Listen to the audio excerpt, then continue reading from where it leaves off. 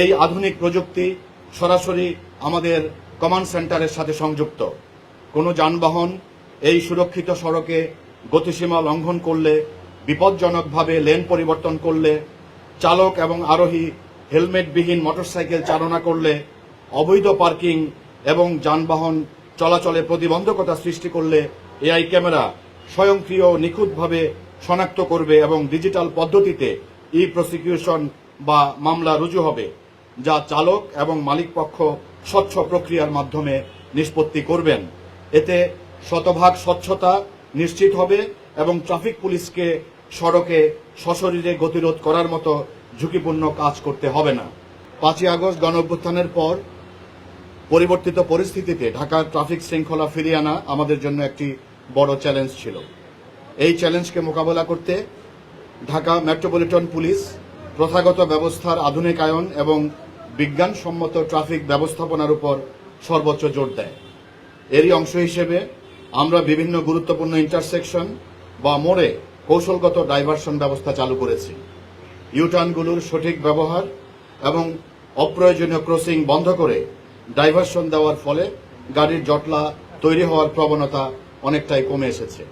ত্রয়োদশ জাতীয় সংসদ নির্বাচনের মাধ্যমে বর্তমান গণতান্ত্রিক সরকার দায়িত্বভার গ্রহণের পর ট্রাফিক ব্যবস্থাপনার সবচেয়ে বড় এবং সফল পদক্ষেপটি হল ঢাকা মহানগরীর বিভিন্ন পয়েন্টে স্বয়ংক্রিয় এবং আধুনিক সিগন্যাল লাইট বা ট্রাফিক সিগন্যাল ব্যবস্থা পুনরুজ্জীবিত এবং কার্যকর করা।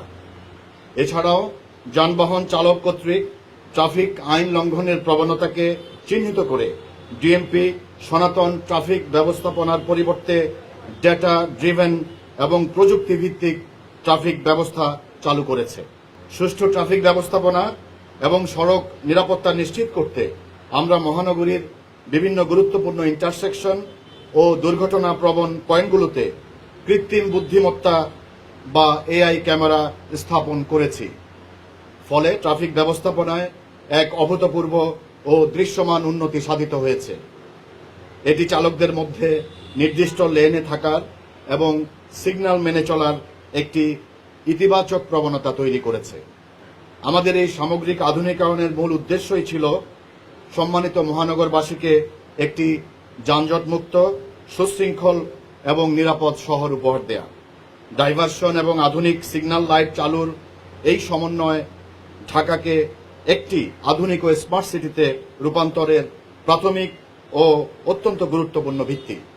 আমরা এই ধারা বজায় রাখতে এবং ট্রাফিক আইন বাস্তবায়নে আরও কঠোর ও প্রযুক্তি নির্ভর পদক্ষেপ গ্রহণ করেছি।